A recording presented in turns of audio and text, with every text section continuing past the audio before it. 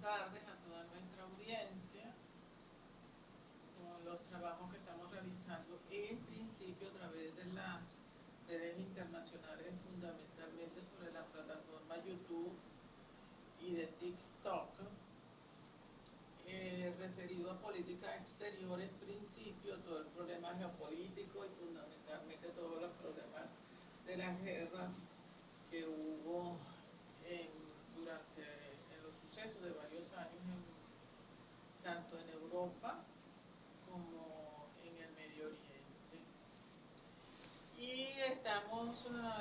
quien les está hablando es María Elena Cabrera Arma, especialista como periodista y además con otras áreas del conocimiento, y nuestra compañera Eliana Bravo en los controles.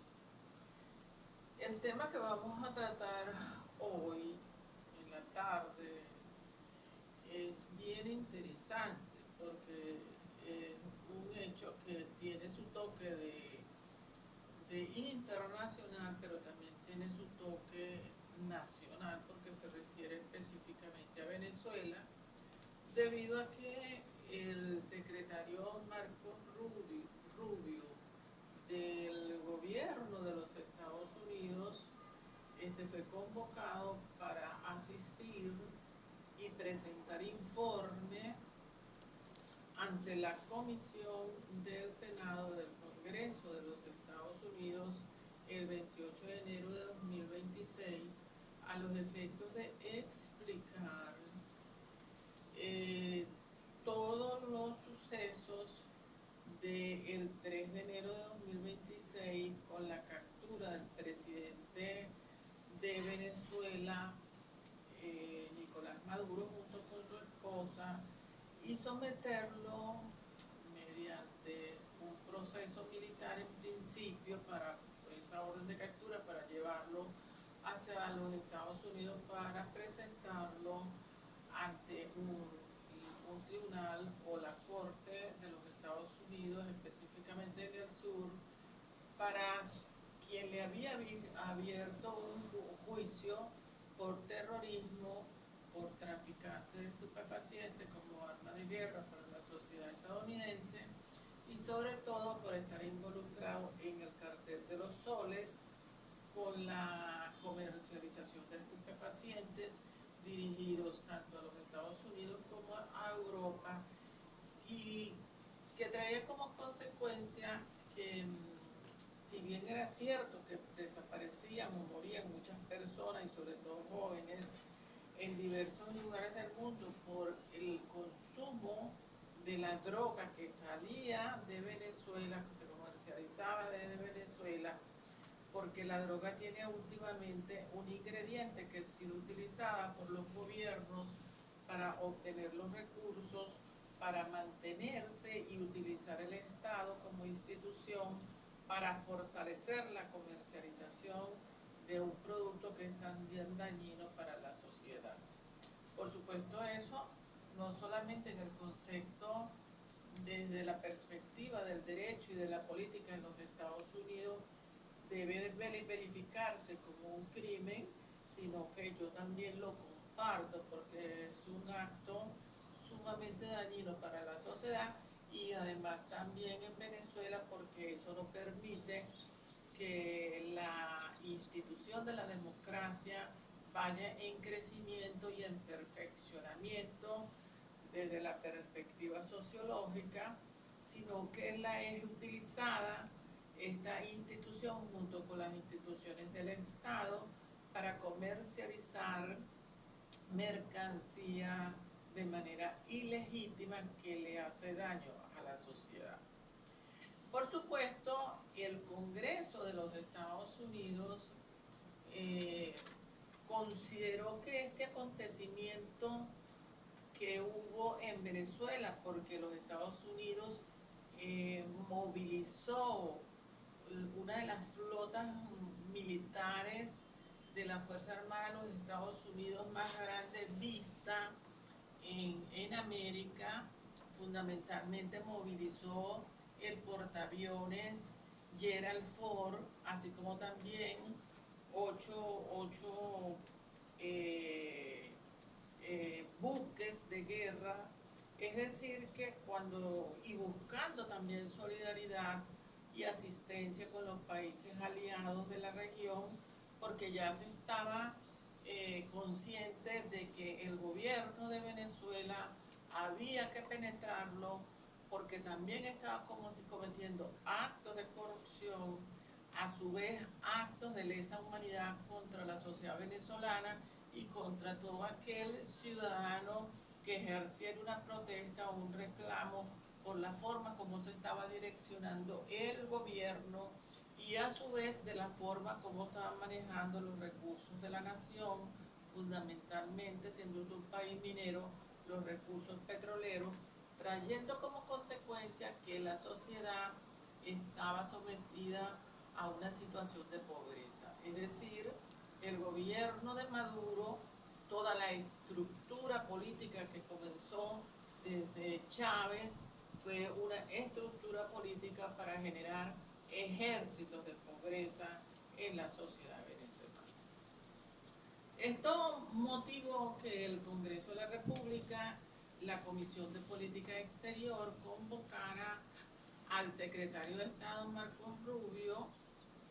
para que fuera y presentara un informe de la situación que se está viviendo en Venezuela, en lo que se denomina o en lo que han querido denominar una transición democrática que está bajo una administración estratégica, es decir, está sometida a los lineamientos del gobierno de los Estados Unidos una vez que fue capturado el señor Maduro junto con su esposa, que están presos en una de las cárceles de mayor seguridad en los Estados Unidos, denominada Brooklyn. En esa presentación que hizo el secretario de Estado Marco Rubio ante la Comisión de Asuntos Exteriores del Congreso de la República, que está compuesta por integrantes del Partido Demócrata y por integrantes del Partido Republicano, que es al que responde tanto el presidente de la República y como Marco Rubio, el señor aseguró que los Estados Unidos no impulsa una transición democrática inmediata en Venezuela, ya que administra una estabilización donde a los fines de buscar mayor control interno y que también esta se haga bajo el proceso de una legitimidad y una legalidad. Tenemos que estar claros que una de las cosas más complicadas que hay en una sociedad, cualquier sociedad, donde haya una transformación de un cambio político que no sea por las vías democráticas a través del ejercicio del voto, donde haya una transparencia y que lo que se va a presentar en todo caso, siendo de esa forma, con un Consejo Nacional Electoral que funcione legal y legítimamente y a su vez que haya libertad de los partidos políticos para que participen en un proceso político, por supuesto, la transmisión de mando se haría bajo unas condiciones de regularidad legal que no ha sido lo que pasó en Venezuela. En Venezuela hubo que recurrir a la fuerza y fundamentalmente a la fuerza de un tercer estado de paso en la región o en el hemisferio, como es el caso de los Estados Unidos, que por lo demás está declarado como que uno de los países que tiene todo el poder de las armas y que es el primer policía del mundo, además que es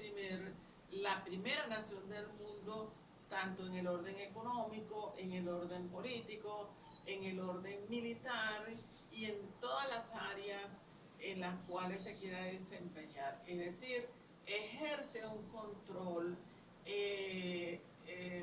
casi que de manera unilateral en todas las naciones del mundo. más bien los Estados Unidos muchas veces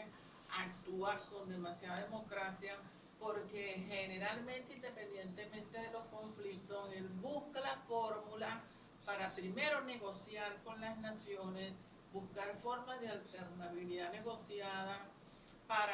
y de reconciliación para no tomar las medidas en principio de manera violenta y militar. También el secretario Rubio planteó que el objetivo de Washington con respecto a Venezuela es triple, que consiste primero en evitar un colapso de Estado, segundo, neutralizar amenazas criminales y tercero, reinsertar a Venezuela en un orden económico supervisado. Y esto se debe porque Venezuela venía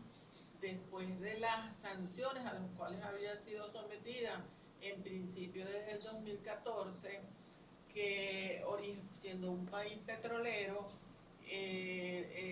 tenía limitaciones para la comercialización de uno de los rubros más importantes de la economía mundial, como es el petróleo, y además muy importante para la sociedad venezolana porque es lo que alimenta el presupuesto nacional. Además se contaba con una empresa muy importante a lo interno de la nación, como es PDVSA, que durante muchos años llegó a ser una de las más importantes empresas petroleras a nivel internacional, al extremo de que cuando llega el presidente Chávez al gobierno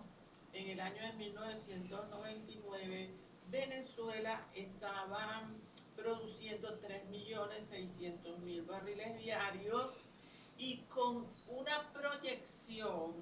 de una producción de 6 millones de barriles diarios para la comercialización en el mundo, pero saliéndose de los patrones de la OPEP, que lamentablemente fija cuotas de producción en el mundo. Venezuela en ese momento sometió a los procesos democráticos, por supuesto era respetuosa de los planteamientos de la OPEP, máximo cuando desde la perspectiva histórica uno de los mayores exponentes de esa OPEP en el mundo fue precisamente Venezuela, bajo la presencia de un importante hombre que presentó el proyecto a los países de petroleros en el mundo, fundamentalmente en el mundo árabe, para que hubiese más control de supervisación de la producción petrolera en el mundo, porque estaban claros de que conforme hay países que producen petróleo, hay países que no producen petróleo, pero que necesitan petróleo, y esto traería pues un desbalance en el mundo, en todo el mundo, tanto occidental como oriental. Por otra parte, el petróleo se usa para impedir el colapso fiscal y social, no para salvar ni legitimar el régimen, sino que es necesario controlarlo desde la perspectiva del secretario de Estado. A su vez se planteó también desde la Asamblea Nacional, con lo cual se consideró que es casi que están de acuerdo, la reforma de la ley de hidrocarburos, que marca un quiebre estructural con respecto a Venezuela, porque esto da camino a una apertura bajo la tutela externa que jamás habría ocurrido sin una presión extrema de los Estados Unidos. Y esto se hace con la finalidad, porque tenemos que recordar que el presidente de los Estados Unidos tuvo una reunión en la Casa Blanca con más de 17 firmas petroleras, con la intención de que dichas firmas petroleras vengan a invertir a Venezuela para volver a recuperar los espacios de riqueza, de bienestar social en Venezuela, es decir, utilizar esos recursos para lo que siempre fueron utilizados bajo otras condiciones, por supuesto, como fue prestar buenos servicios médicos, prestar un buen servicio de la educación desde todos los niveles, desde la primaria hasta las universidades, dar seguridad al país, garantizarle la vida a los ciudadanos y por supuesto que se establezca un sistema de seguridad jurídica y de seguridad judicial en la sociedad venezolana para que los representantes del capital petrolero tengan seguridad para ingresar al país para hacer sus inversiones. Aspiremos que también esas inversiones que se vengan a hacer en el plano petrolero bajen aguas abajo, no solamente para la contratación de personal suficientemente capacitado, sino para que permita que otras empresas en cualquiera de las áreas de la economía, tanto del petróleo como en sistemas, como en computación, como en metalmecánica, como en mecánica, como en electricidad, pueda participar también en ese proceso de apertura petrolera porque se requieren muchas áreas del conocimiento. A su vez también se planteó en esa Comisión de Política Exterior que los Estados Unidos coopera con la señora Delcy Rodríguez, que fue la vicepresidenta de la República para el momento en que capturan a Chávez y para que no hubiera un vacío de poder, pues por razones operativas y no por legitimidad política ni absolución ni moral, se busca y el reconocimiento por parte del gobierno de los Estados Unidos para que a través de la señora Delcy el gobierno de los Estados Unidos pueda trabajar. Es decir, que hay un control permanente desde los Estados Unidos y fundamentalmente con sus dos representantes más importantes, como es el secretario de Defensa, como también el secretario de Guerra de los Estados Unidos y también el representante de la Reserva Federal de los Estados Unidos, porque ese petróleo que se comenzaría a vender, que de paso es también sumamente poquita la capacidad, en todo caso el gobierno de los Estados Unidos está tomando las necesarias condiciones, primero para crear un fondo y depositado en Qatar a los fines de proteger ese fondo de embargos en los Estados Unidos que impidan utilizar ese recurso para otros beneficios de la sociedad. Y a su vez está depositando en Venezuela y en 5 bancos fundamentales para que haya una comercialización de los de dólares, aproximadamente 300 millones de dólares, y también para el uso del gasto de pago de nómina de la sociedad venezolana para que no se pare el país en huelgas y manifestaciones porque no están recibiendo salario, a pesar de que todos sabemos de que el salario en Venezuela es sumamente bajo, no llega a $1 ese salario, y tiene también que buscarse la fórmula para que hay decisiones del Tribunal Supremo de Justicia en la sala social que han determinado que los bonos que se estaban dando desde el gobierno nacional, como por ejemplo el bono de guerra, no participaba o formaba parte de lo que se debe identificar como un salario. Esas son situaciones que también el gobierno de los Estados Unidos tiene que resolverlo, porque tiene una cosa es recibir bonos y otra cosa es de la perspectiva del derecho social y fundamentalmente del derecho laboral, calificar lo que es salario, calificar lo que es salario mínimo, calificar lo que es aumento general del salario y calificar lo que son las vacaciones, las utilidades y las prestaciones sociales que debe tener un trabajador, como se hace en cualquier país civilizado. También se buscó la forma de que esos ingresos petroleros, informó el secretario a la Comisión de Política Exterior, el secretario de Estado, que no financian el régimen. Queda bajo control y una auditoría autorizada y directa por los Estados Unidos. También esto fue motivo porque la captura de Maduro fue inevitable, porque se intentó en varias oportunidades, informó al comité, negociar con el señor Maduro para hacer las cosas mucho más fáciles y buscarle una salida previas a que se tomaran las medidas que se tomaran de asalto a Venezuela por parte de los Estados Unidos por las fuerzas Delta. Sin embargo, el señor Maduro siempre se negó entendiendo que ya prácticamente él no era presidente, había sido reconocido por la comunidad internacional de que se había fraudulentamente robado las elecciones del 28 de junio de 2024. Por supuesto, esto generó una serie de caos social al extremo de que hubo más de 3.000 personas presas, aparte de las 1.000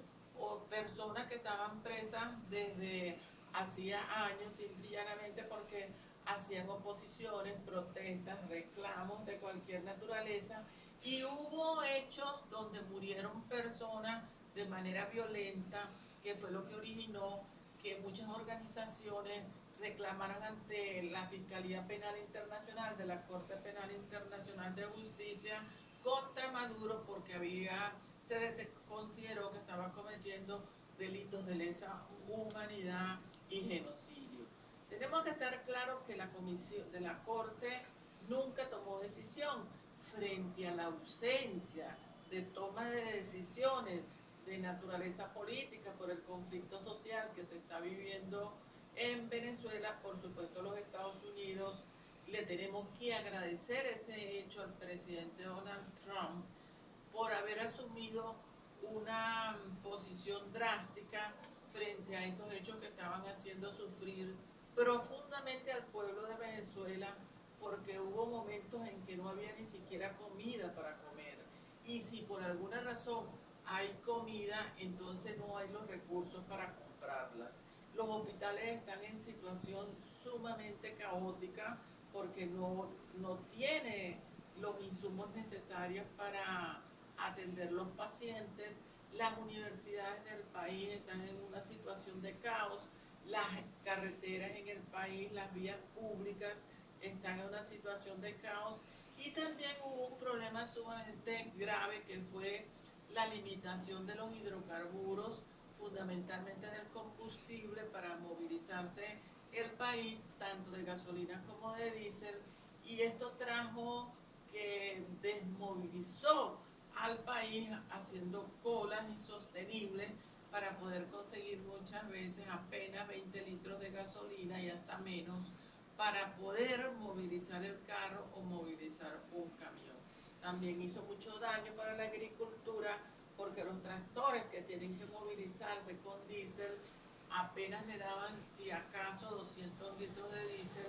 cuando que eso es muy difícil para trabajar porque un tractor consume diariamente en el arado de la tierra para la producción agrícola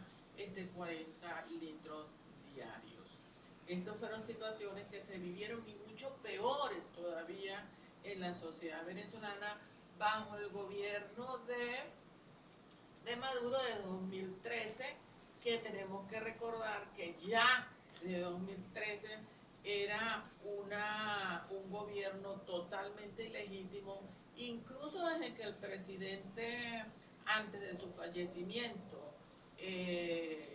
Chávez, diera las órdenes al gobierno para que la persona que se fuera a escoger para ser su sustituto en el gobierno por elecciones fuera Maduro. Pues resultó ser un tirano, un déspota en la sociedad venezolana, y hemos vivido 26 años de martirio en esta sociedad. También explicó que la operación, como dijimos, pues le envió varios mensajes desde los Estados Unidos a los fines de evitar el intervencionismo de alta precisión con el control total de todos los resultados. Eso no fue posible porque Maduro se negó. También dijo que la situación estadounidense en Caracas es real, operativa en el terreno y no es nada simbólica ni diplomática ni tampoco una diplomacia de escaparate. Se viene haciendo una diplomacia real en tiempo real y además real al extremo de que se están estableciendo relaciones diplomáticas nuevamente con Venezuela. Ya se nombró nueva embajadora que están en trámite para posesionarse en la embajada que está en el país. Por otra parte, también se le ha exigido al gobierno transitorio, que para mí es un gobierno democrático, no es transitorio, la liberación de todos los presos políticos. No es un gesto, es una métrica verificable de cumplimiento bajo presión. Es preciso recordar en este momento de que en este caso, para el secretario de gobierno de Estado, para el secretario de Guerra y para el gobierno del presidente Donald Trump y para la Comisión de Política Exterior del Congreso, que aquí Delcy junto con el gobierno de Maduro no ha sido leal. Primero porque a las ONG han notificado que ha habido más o que hay en Venezuela más de 1000 presos, 800 presos políticos, pero los ha venido liberando por goteo. O sea, creo que lo más que ha logrado liberar son 200 personas, pero no ha habido una liberación total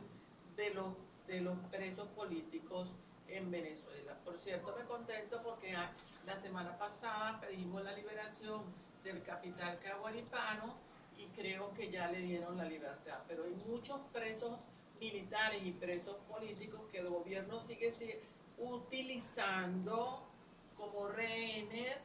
para negociar algunas circunstancias, algunas situaciones con el gobierno de los Estados Unidos, de manera pues que lo ha venido haciendo por goteo y gotas que salen cada hora o 24 horas, es decir, que desde el 3 de enero de 2026 a la fecha casi que tenemos un mes y en este proceso de transición sobre la base de las experiencias de otras transiciones en el mundo,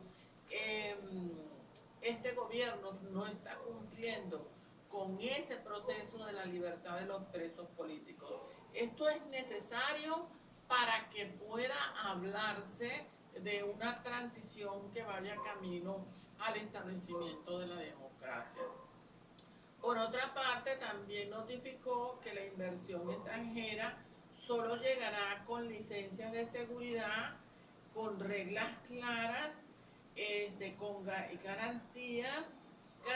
porque en Venezuela evidentemente que no hay capital. Por eso el presidente de los Estados Unidos está proponiendo que a las petroleras, porque tenemos uno de los recursos más importantes en el mundo, como es la producción petrolera, somos los más importantes productores y tenemos las reservas petroleras más importantes del mundo. Pero de nada sirve tener reservas petroleras importantes si no tenemos quien las extraiga y las que las extraigan, porque a su vez tengan tecnología suficiente, porque tengan tecnología de punta, porque tengan los recursos adecuados para hacer las inversiones, son las petroleras internacionales para que se puedan establecer en el país. Por supuesto, la mayoría de todas esas petroleras están exigiendo condiciones condiciones seguras de seguridad política, condiciones de seguridad económica, condiciones de seguridad jurídica y cualquier tipo de seguridad para que pueda haber una inversión seria en la sociedad venezolana y que de una vez por todas se establezca lo que debe ser el establecimiento de un Estado democrático. A su vez, esta medida que se ha hecho en los Estados Unidos es para evitar el uso de la fuerza, pero sigue sobre la mesa esa realidad por si alguna razón fracasa la cooperación que se presume se debería de tener con la presidenta interina, la señora Delcy. Sin embargo, es bueno aclarar en este momento que la señora Delcy, precisamente el domingo, declaró de unas declaraciones fuera de orden político cuando dice que ella no, y que el gobierno que ella está decidiendo de manera interina no está conforme con seguir siendo sometida a la voluntad fascista de los Estados Unidos. Hoy me encontré con que el presidente Donald Trump dio unas declaraciones diciendo de que desconocía esa información. Y a su vez, que hayan cambios reales, fundamentalmente una presión desde los Estados Unidos para juzgar los hechos y que no solamente se someta a discursos.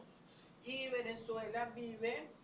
según el secretario de Estado, una transición moral, no vive una transición moral, sino que vive una transición administrativa de poder puro. También es importante aclarar mediante esta circunstancia que hubo a la salida de la reunión que hubo en el Parlamento, en el Congreso de los Estados Unidos, hubo una diputada representante del Partido de los Demócratas, Yuki Rosen, quien hizo una serie de advertencias y de reclamos, haciendo ver como que si el presidente de los Estados Unidos se siente un emperador, se siente un rey, no solamente con respecto al caso de Venezuela, sino también con los Estados Unidos, porque no está actuando, según este representante del Partido Demócrata, como un tirano. Plantean la captura, está en desacuerdo de la forma como capturaron a Maduro y también porque una vez que capturan a Maduro, ella dice las condiciones en Venezuela siguen igual porque sigue el mismo chavismo, es decir, si sigue el mismo chavismo no hubo sentido de haber capturado a Maduro. Yo sostengo de que esta señora no tiene sentido de lo que es una transición política. Porque si nosotros tomamos en consideración los ejemplos de transiciones políticas en el mundo, como fue la de España, como fue la de Grecia, como fue la de Portugal y fundamentalmente la de España, que también si tenemos tiempo la vamos a tratar, las transiciones se caracterizan pues son muy complejas porque son muy difíciles, traen demasiadas huelgas, demasiados reclamos en la sociedad y además es muy difícil trabajar con la misma gente que se mantenía en el gobierno para el momento en que ha sido destituido un gobernante, porque tú no puedes venir a tomar a toda esa gente, sacarlas a los alicuos, a trocha y moche, porque dejarías un estado en estado de ingobernabilidad que sería imposible mantener porque entonces cada quien haría lo que le da la gana y traería como consecuencias asesinatos. También declaró el diputado Chris Murphy, que es un senador demócrata que también se opone a la forma como se está llevando el proceso de transición de Venezuela porque siguen los mismos líderes y que después debió haber sido mejor haber buscado una forma de exilio. El secretario de Estado le informó de que hubo muchísimas formas de reconciliación o de ofrecerle un exilio al señor Maduro, sobre todo para que se fuera para Turquía, pero él no aceptó. De manera que era imposible buscar los acuerdos, porque a todo se negaba, no solamente se negaba el señor Maduro con la esposa, sino que se negaban todos los miembros del gobierno o la camarilla del gobierno chavista, porque consideraban de que la conducta del presidente Donald Trump, a pesar de haber hecho esa movilización que hizo por el Caribe, de esa flota militar, consideraban de que no era simple y llanamente para asustar, pero no para ejecutarla. También declaró Ron Paul del Partido Republicano del estado de Kentucky, quien a pesar de ser republicano compartió y le dio la razón a los demócratas, criticó a Trump. Él dice que él no está de acuerdo con las guerras y critica la expansión del poderío militar del Ejecutivo de Donald Trump hacia Venezuela sin haber recibido ninguna autorización del Senado. Estamos claros que la Constitución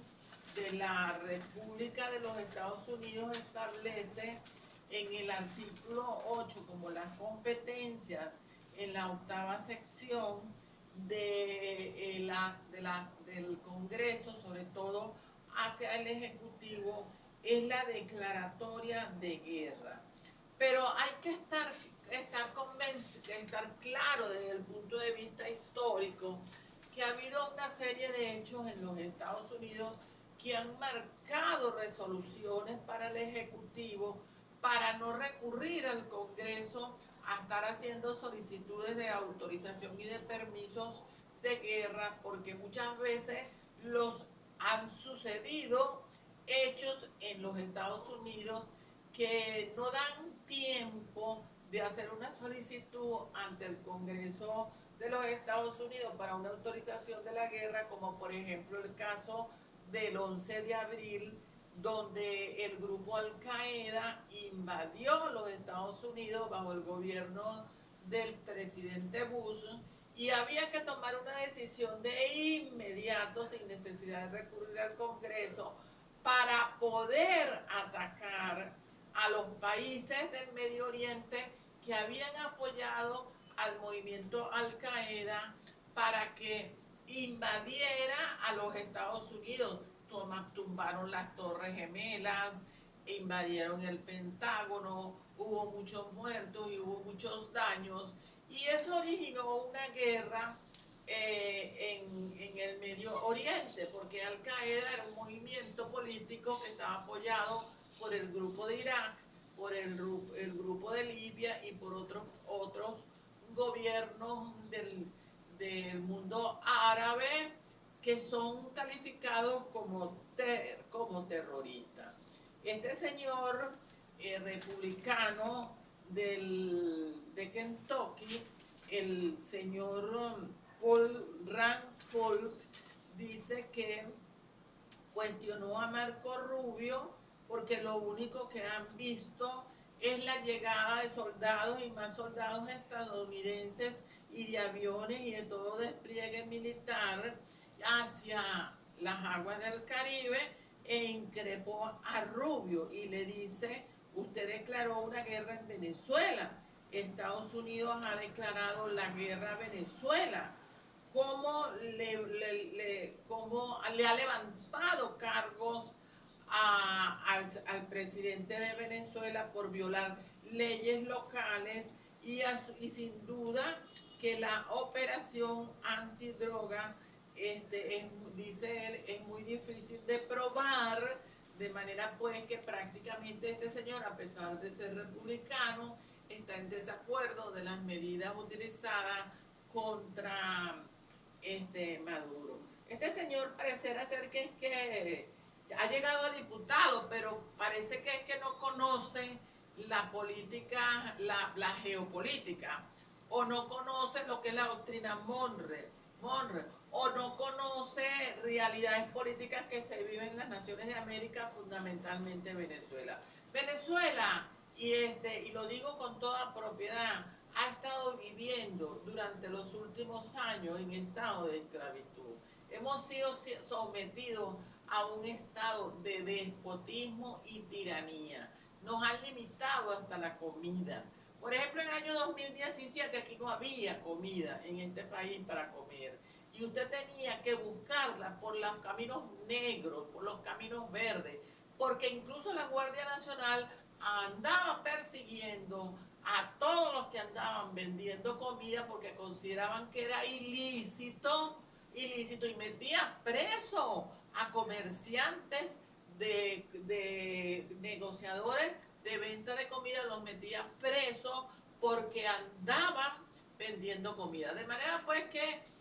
fue una situación muy compleja porque había la obligación, si en una familia se tiene que comprar 8 paquetes de harina pan, la Guardia Nacional obligaba a que se comprara uno. No había azúcar en Venezuela. Era una odisea conseguir azúcar, era una odisea conseguir café, era una odisea conseguir aceite. De manera pues que este diputado, miembro al Congreso de los Estados Unidos, parecerá, me da la impresión de que es una persona que ha llegado a diputado, pero que no sabe lo que es vivir momentos complejos en la sociedad. Esta discusión en el Congreso de los Estados Unidos, específicamente en el Senado, en la Comisión de Política Exterior, a mí me ha dado una mala impresión. Y a su vez me ha dicho que hay muchas personas que están en el Parlamento de los Estados Unidos que carecen de recursos políticos, que están desinformadas, que carecen de lo que es la sensibilidad política e incluso desconocen su propia historia política. Y eso es sumamente triste porque eso ha dado a demostrar que es un Congreso en los Estados Unidos junto con la política que está en decadencia social y que debe ser revisado para unas nuevas elecciones, sobre todo las elecciones de segundo término que vienen próximamente, para desistir de mucha gente que está en el Parlamento que verdaderamente, por lo que he visto, no se lo merecen porque es una gente que no tiene, o unos individuos que no tienen sentido de la política. Porque no entiendo cómo un diputado del Partido Republicano dice que es muy difícil probar en un tribunal los problemas de la droga, como también dice que es muy difícil, que por qué se ejercieron actos de la manera como se hicieron para tomar a Maduro de la forma como lo capturaron y se lo llevaron para los Estados Unidos. Mire, si no lo hacen así, por experiencia como ciudadana venezolana y además por experiencia de la historia, yo recomiendo a muchos diputados que se vayan a leer, muchos, sobre todo a Billy Brandt, para que vean que hay muchos gobiernos que se dejan, o sociedades que se dejan gobernar por criminales, y que la única forma para salir de esos gobiernos criminales es después con el apoyo de gobiernos que sean sumamente poderosos en el orden militar, porque de paso también tenemos que estar claros que los organismos internacionales, el derecho internacional tiene que ser revisado, porque en este caso de Venezuela, que fue sumamente dañino, los hechos que se cometieron no funcionó, porque los organismos internacionales están tomados por la rancia izquierda europea, que se ocupan de hacer monitoreos y de hacer publicidad y propaganda en el mundo para competir con las bases del capitalismo, que es muy importante porque el capitalismo es lo que realmente da empleo. Porque el capitalismo tiene una particularidad, que el capitalismo se revisa a sí mismo permanentemente y da estabilidad a las naciones, da seguridad de empleo, da oportunidades de progreso y de enriquecimiento en las naciones para que se pueda vivir con calidad social. Y a su vez busca la forma de cómo resolver los problemas de los desfavorecidos sociales en una determinada sociedad. El comunismo lo único que trae es pobreza y genera ejércitos de pobreza. Este señor pareciera ser que no lo conoce. Por otra parte, estamos a tiempo todavía, Eliana. Por otra parte, es bueno tocar el caso de España. De España, sobre todo el proceso, cómo fue la transición de España. Porque a la muerte de Franco, que fue el 20 de noviembre de 1975, un señor militar que estaba gobernando España por casi 40 años, 39 años, pero generó bastante complejización en la sociedad española. Este proceso de España, de la transición en España, fue bien interesante porque fue primero un proceso complicado, complejo, fue un proceso consensuado de cambio de una dictadura a una monarquía parlamentaria. Y fue liderado, es bien importante también porque fue liderado inicialmente por el rey Juan Carlos I y por Adolfo Suárez. Esto se caracterizó, fíjense ustedes, fue liderizado por un rey que era el que realmente durante los 40 años de gobierno que hubo o que tuvo el señor Franco en el gobierno de España, realmente quien debió haber gobernado fue el rey Juan Carlos I. Sin embargo, el rey Juan Carlos I no gobernó durante todo ese tiempo, ni su padre tampoco, ni su abuelo tampoco, sino porque fueron sometidos por esa dictadura franquista. Y a pesar de esa realidad, Juan Carlos I, cuando llega al gobierno, que lo vamos a explicar más adelante, las condiciones por las que llegó, lo primero que hizo fue buscar la forma de democratizar España. Y se caracterizó primero por la legalización de los partidos políticos. Segundo,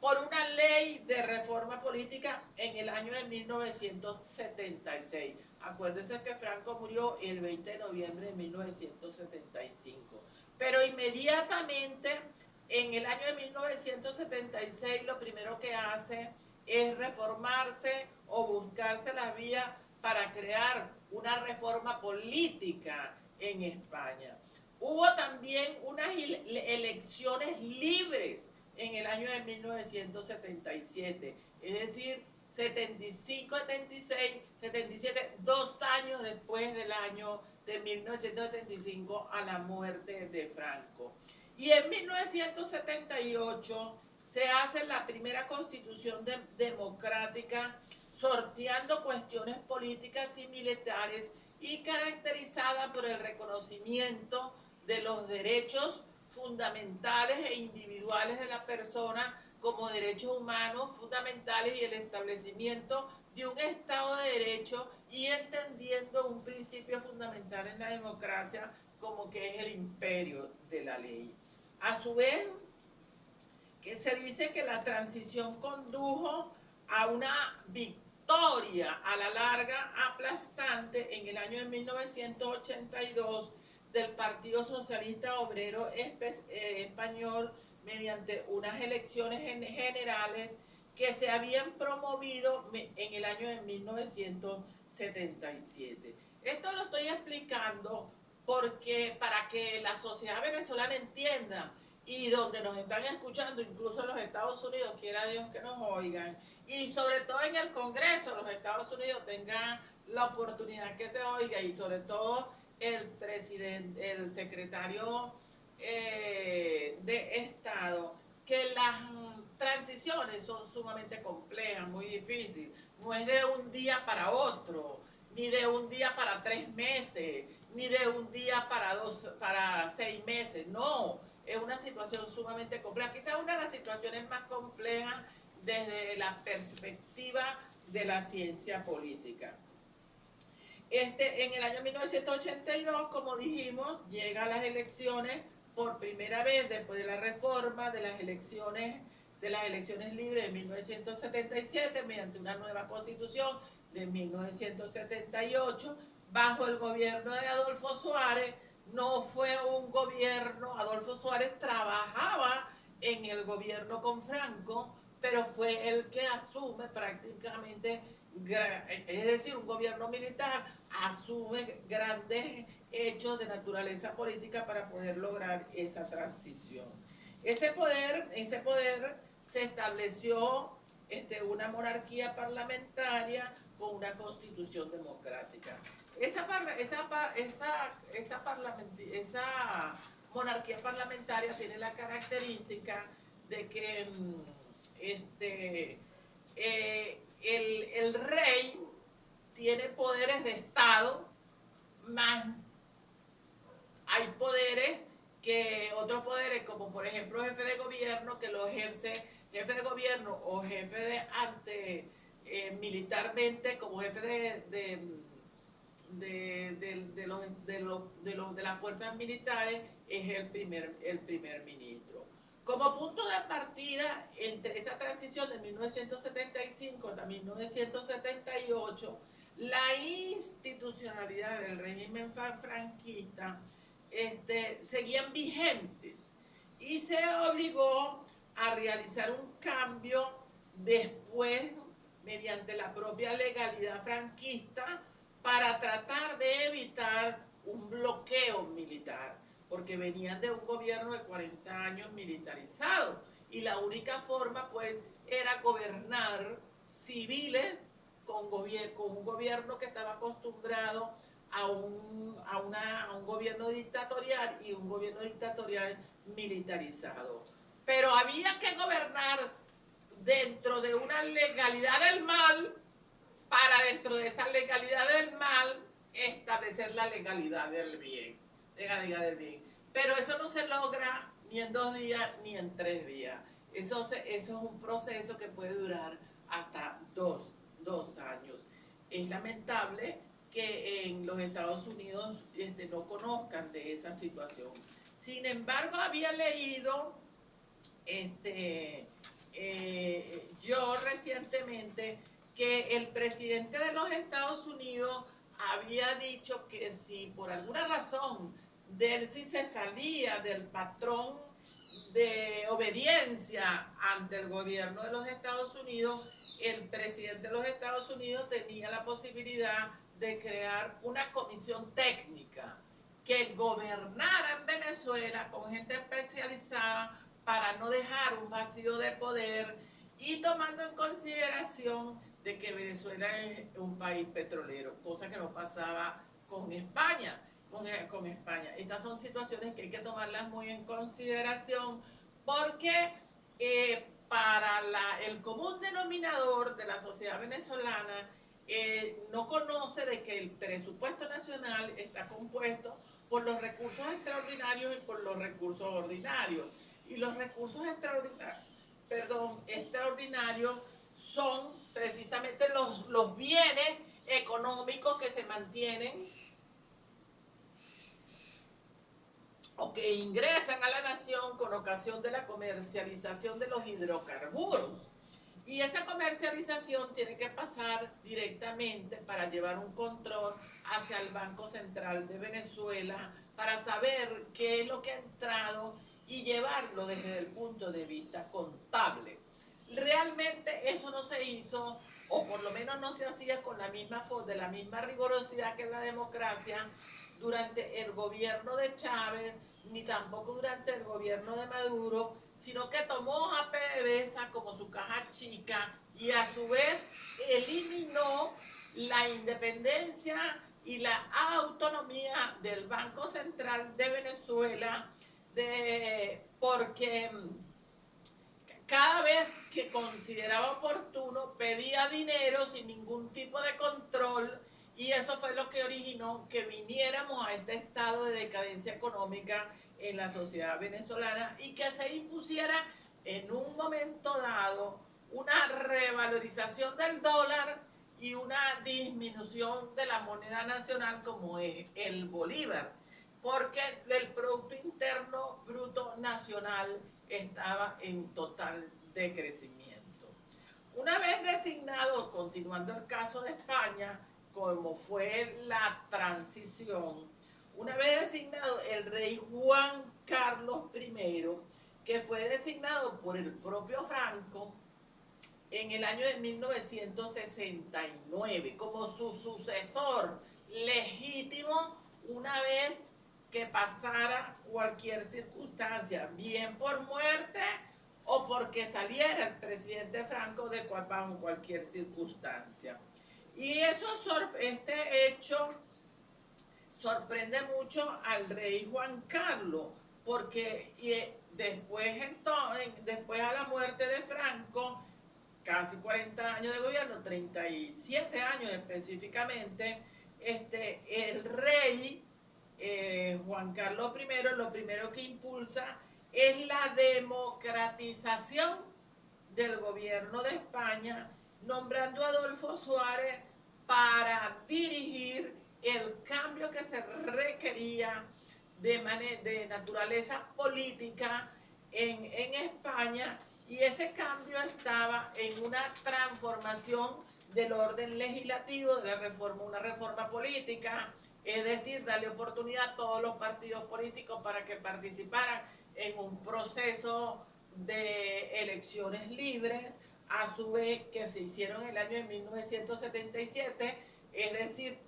2 años después de la muerte de Franco, y a su vez, una vez que se llega al Parlamento, hacer una constitución como fue la constitución del año de 1978. Adolfo Suárez asume entonces,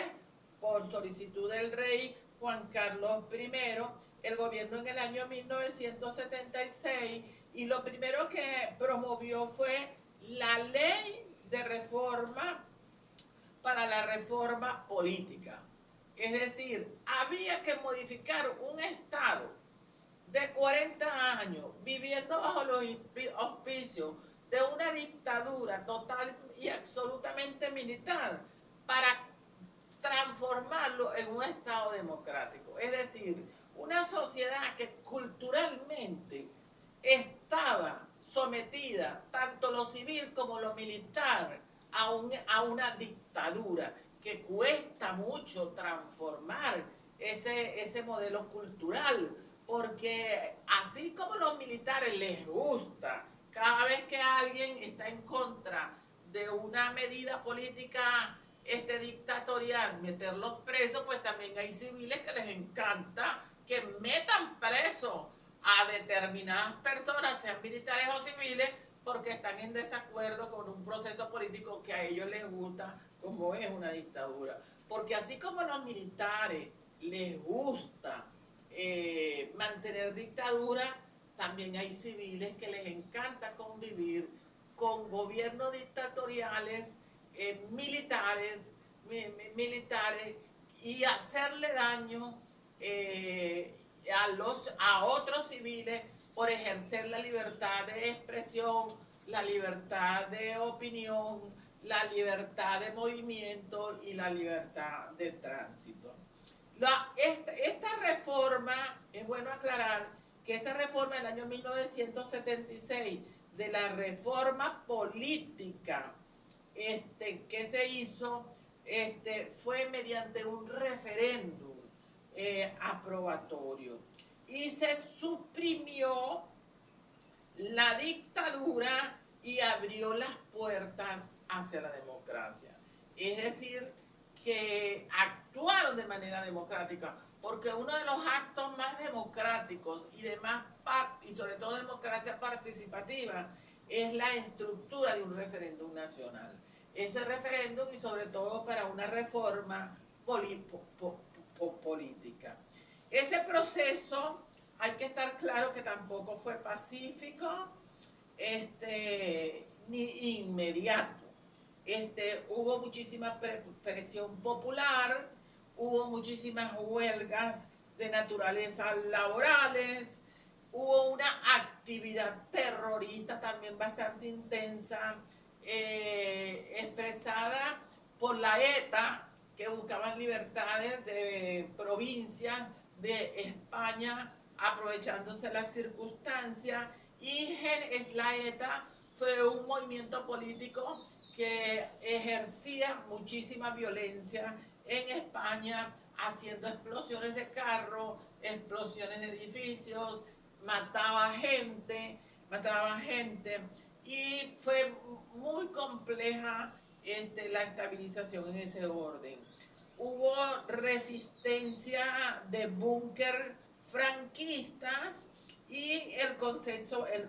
político permitió la legalización de partidos políticos muy importantes,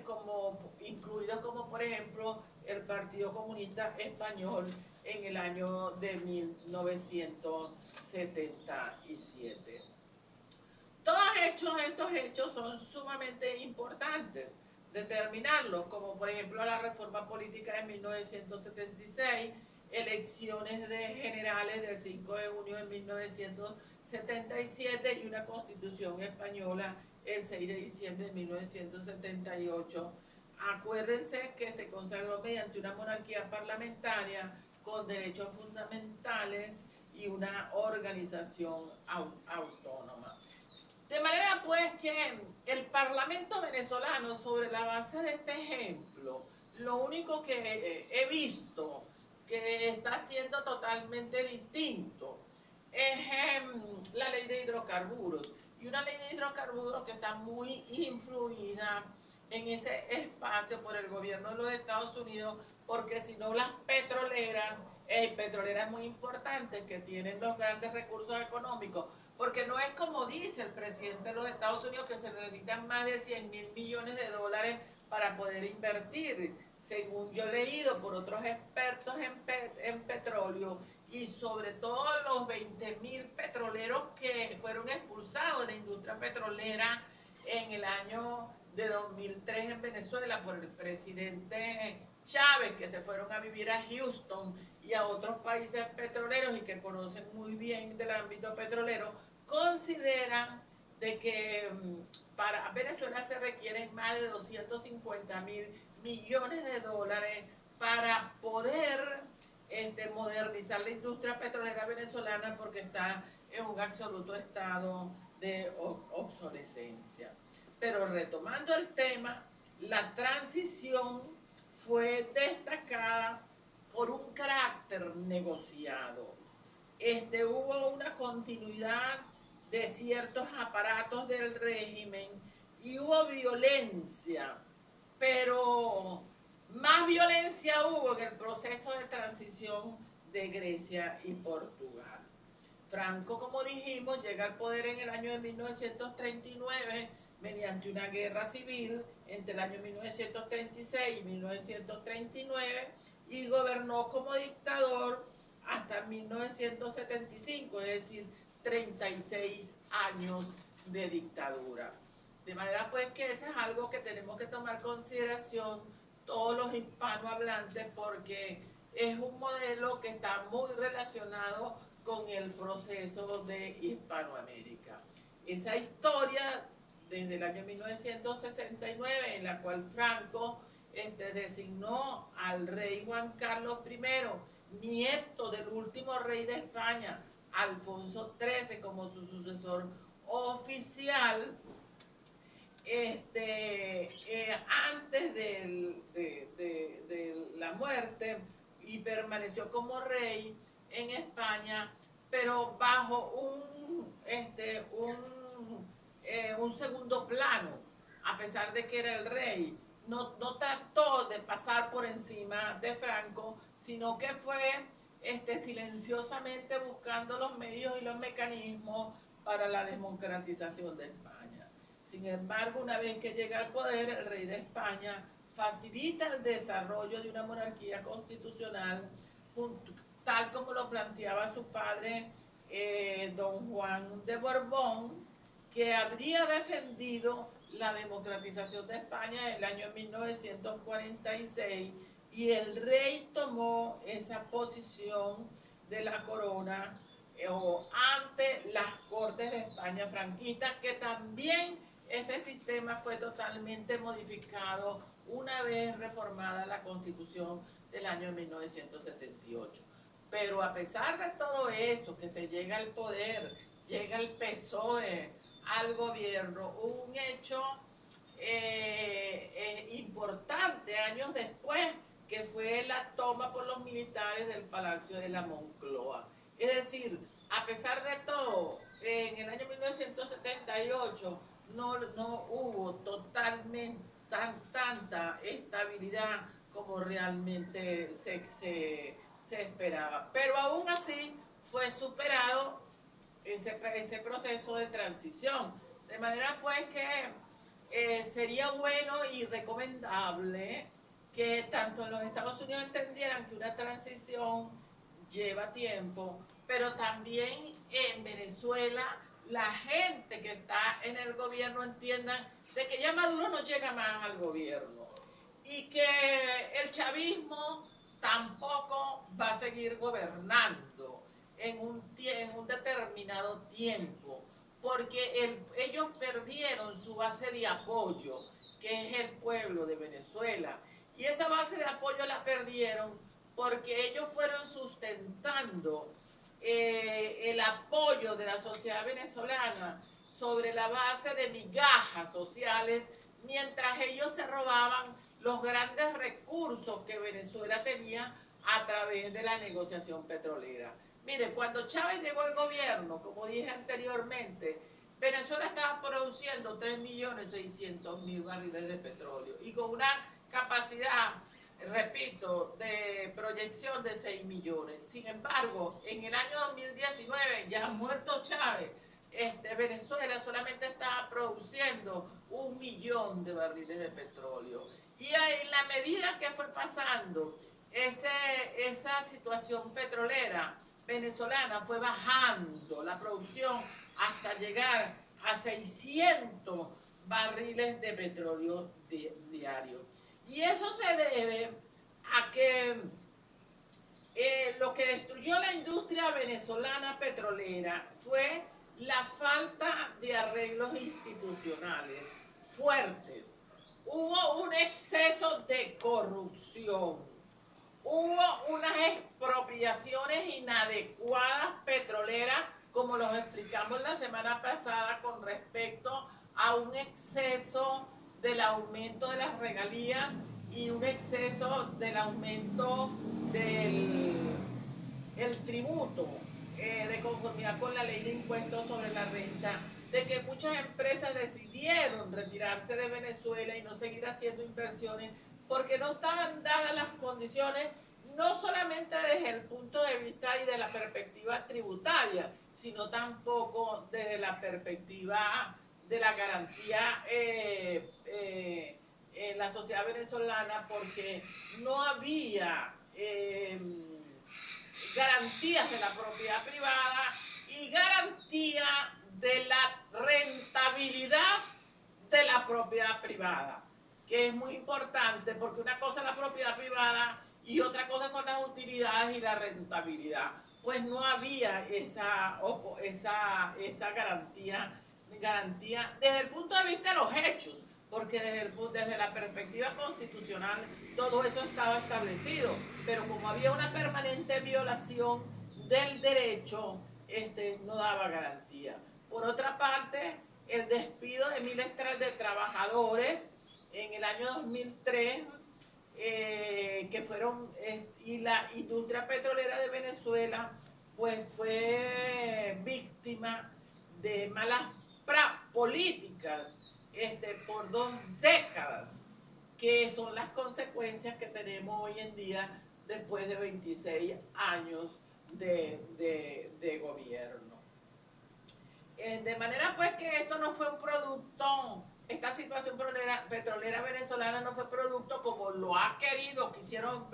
ver el gobierno, tanto Maduro como incluso la señora Delcy y los gobernantes que están en la Asamblea Nacional e incluso integrantes del Poder Judicial. Todas son esas instituciones que tienen que ser modificadas. Han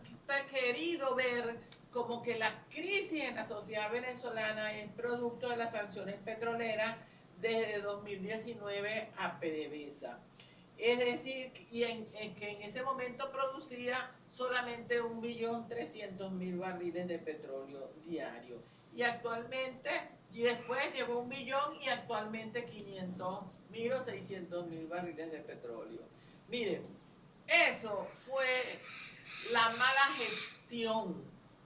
y demasiada corrupción. Y lo último que hicieron fue negociar el petróleo con los buques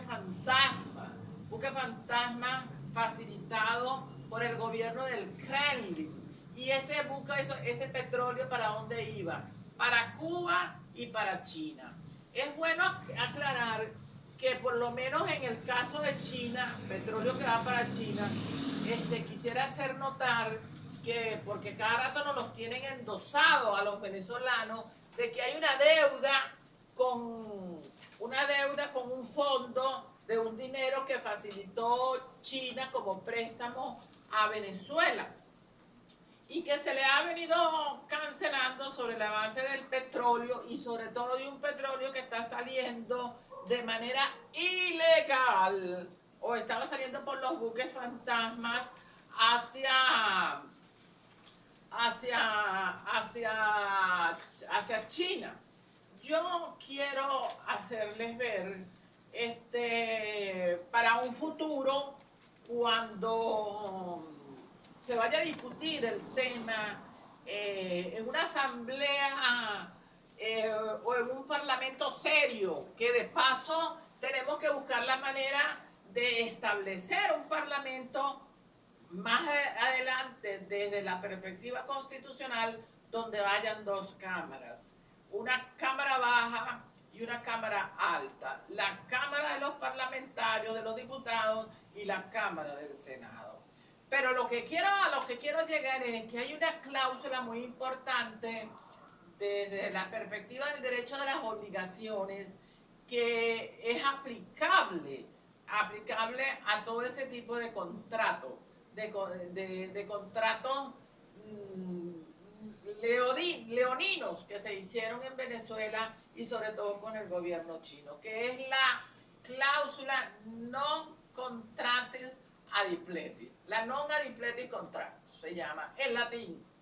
Fue muy utilizado por los romanos y es una cláusula establecida en el Código Civil, como también la pacta sunt servanda, que si tú no cumplís, no, esa cláusula se refiere en términos, si tú no cumpliste con los términos del contrato con la sociedad venezolana, porque de paso todos los bienes que venían de China para Venezuela son bienes de mala calidad, bueno, nosotros no estamos obligados a resarcir el daño, ese contrato por los daños económicos y ecológicos que ha generado en la sociedad venezolana esa deuda que hay con China. Y por eso el gobierno de los Estados Unidos le ha exigido a la señora Delcy en este proceso de transición administrativa que suspenda todo tipo de relaciones con Cuba, con China y con el Kremlin.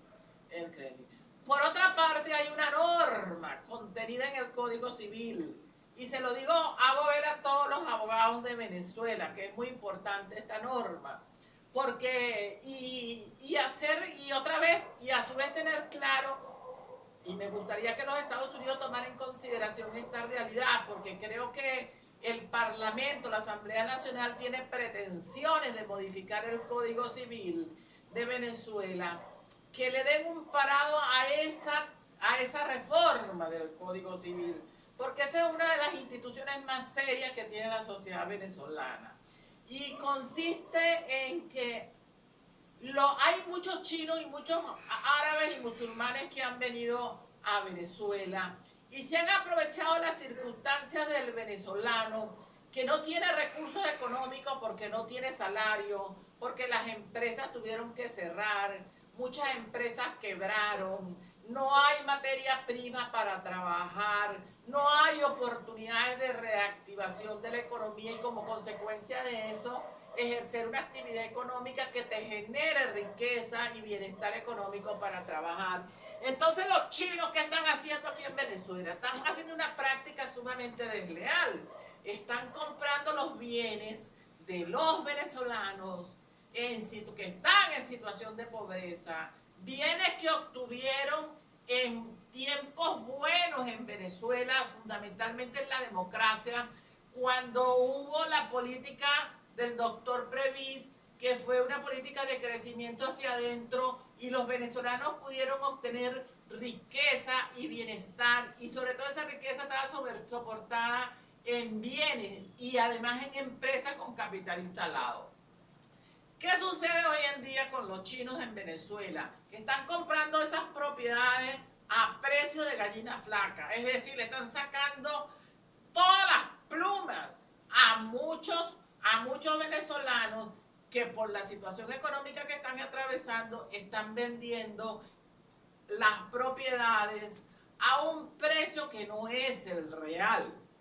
que no se corresponde con el valor real de la propiedad. Bueno, el Código Civil tiene una norma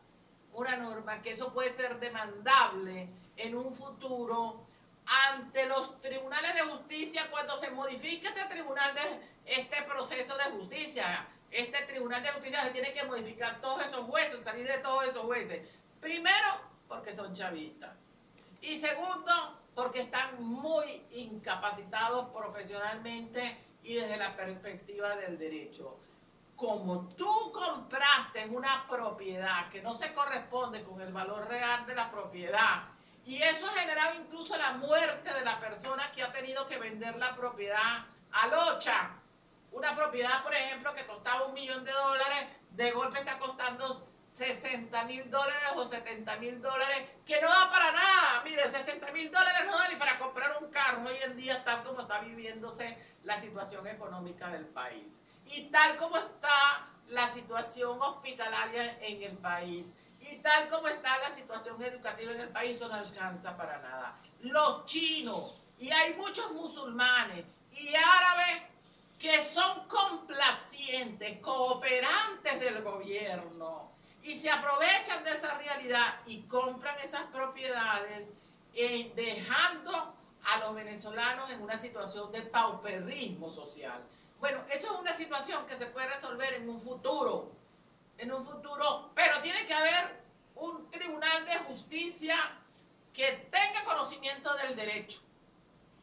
que conozca bien la institucionalidad jurídica, que haya seguridad jurídica para que esas ventas que se hicieron de manera injusta se le establezca el valor legal o en su defecto sea repuesto ese bien a la persona que perteneció, porque eso es un acto ilegal. Así como las petroleras en los Estados Unidos están diciendo que no pueden invertir en Venezuela porque no hay seguridad jurídica,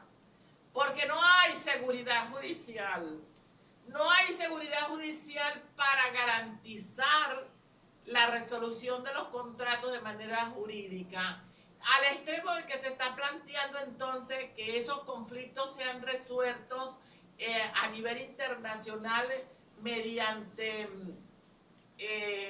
juntas arbitrales. Y hay juntas arbitrales muy importantes en Europa, como en Japón, como en Francia y como en Inglaterra, que se tendrán que establecer en esos contratos y no decidirse jurisdiccionalmente en Venezuela. Primero, porque los juicios son más cortos, eso es otra cosa. Es decir, que hay casi que una extinción en el mundo de los procesos judiciales porque los juicios son demasiado largos. Pero en el caso de Venezuela, repito, vuelvo y anuncio que está en la non-adipletic contracto. Hay otra norma contenida en el derecho de obligaciones contemplada en el Código Civil y las pacta sunt servanda, que son instituciones que puede garantizarse la propiedad propiedad de esos bienes que fueron vendidos a locha. Es decir, hay propiedades que pueden costar $1.000.000 y viene un chino y la compra en $50.000. Y la persona, como está necesitada de dinero, viene y lo vende en $50.000. Es un acto ilegal, es un acto injusto, y además es un abuso de la circunstancia porque es un cooperante del gobierno. Bueno, señores, yo me despido de ustedes. He hablado bastante porque los temas me gustan. Espero que pasen unas buenas tardes, tengan un bendecido sueño. Véanme, háganme todas las observaciones que quieran y por favor denle like. No se hagan los tonticos porque yo he aprendido esto de mis amigos youtubers que le dicen dale like para que puedas oírme, y eso me ha gustado y yo también dije pues yo también voy a hacer lo mismo para que yo pueda crecer ante la plataforma con personas que les guste mis análisis de naturaleza jurídica y mis disertaciones. Por ahí tengo que trabajar la próxima vez sobre el conflicto de Rusia porque la propia plataforma incluso me transmitió el programa y me dice que haga otro análisis sobre el conflicto de Rusia y Ucrania. Y siendo leal con la plataforma, en cualquier momento lo haré. Porque allá los caminos de la paz y de la estabilidad social están bien retrasados y bien lejos. Un abrazo a todos, bendecido en sueño y se les quiere mucho.